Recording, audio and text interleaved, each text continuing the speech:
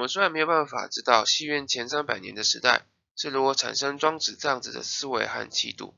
但我们只有努力阅读庄子，得以明白现今变动的时代，或许机器人与人工智慧看似距离庄子的哲学有如天地般遥远，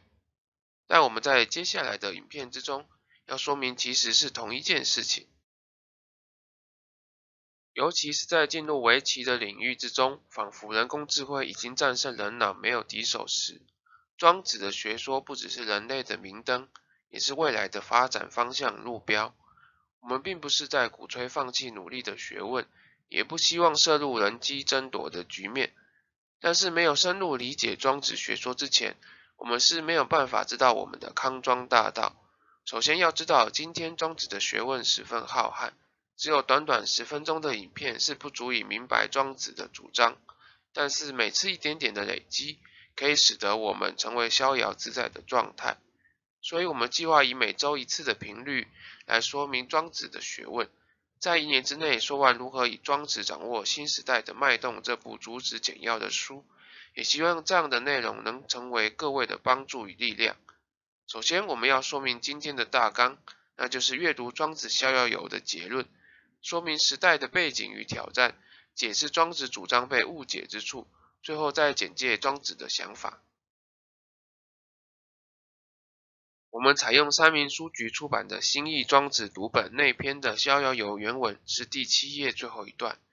惠子谓庄子曰：吾有大树，开始到安所困苦哉为止。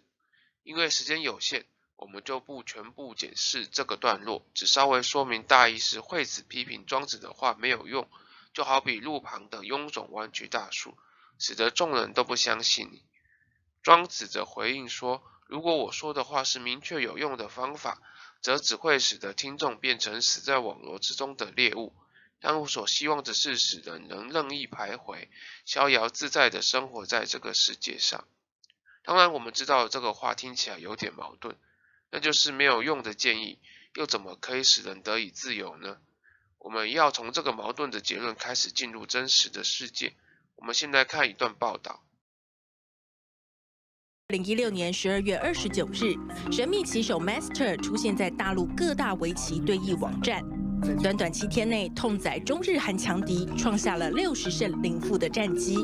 包括大陆棋王柯洁、大陆棋圣聂卫平、南韩第一棋士朴廷桓、日本棋界冠军景山裕太、台湾红面棋王周俊勋，通通成为 Master 的手下败将。因为我们每一手是第20秒到30秒，它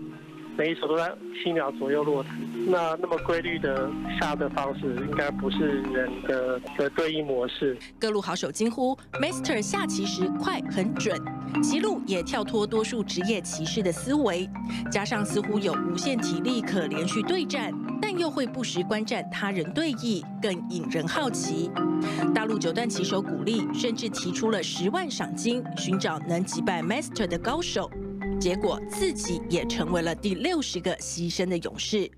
原来 Master 不是别人，正是 AlphaGo 的黄博士。现在如果有360个棋步，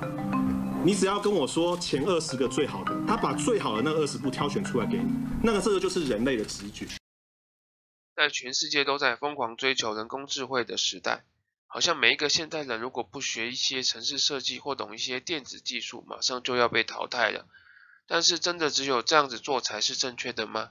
这些围棋选手似乎就是最佳范例，因为如何都比不过，只好成为设计程式的人才可以确保自己不失业，不是吗？如今在市场上好像只有电子产品才能成为热卖货品，每一个产业都要尽可能导入人工智慧的协助，否则就落伍了。于是我们的教育、学校乃至于社会一股脑追求数位化，希望有下一个台积电般的人工智慧公司，或者希望加入国际大企业的团队，成为当中不可或缺的成员，要不然就是成为其中最便宜的供应商。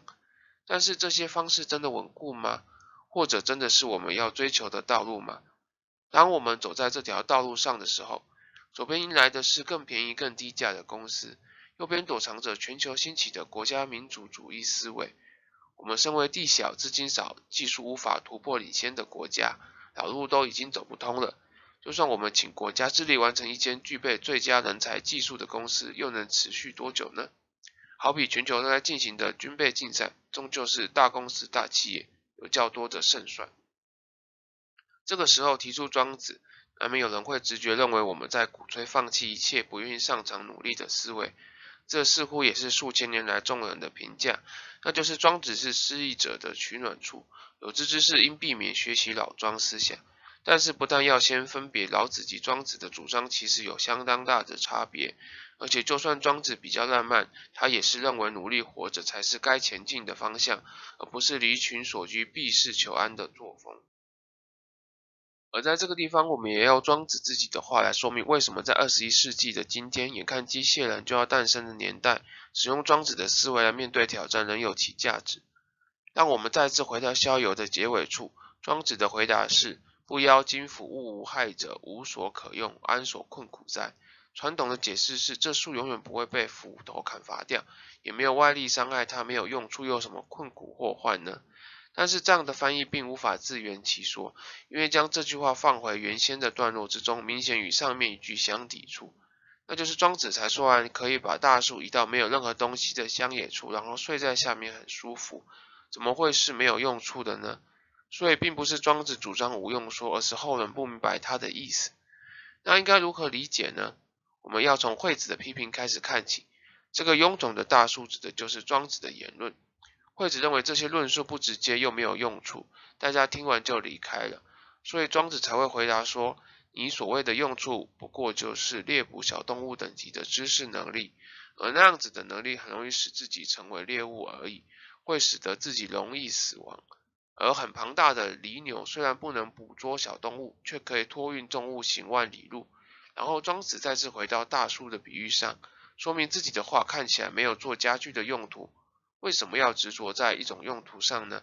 所以我们再看他的总结，就能够明白他的意思，是不会因为斧头砍伐而早死，没有想要伤害自己的敌人，没有既有可用的用途，怎么会是困苦的所在呢？所以无害无用只是最基本的生存之道而已，要能逍遥自在，还少了2个步骤，而不是只要维持无害无用而已。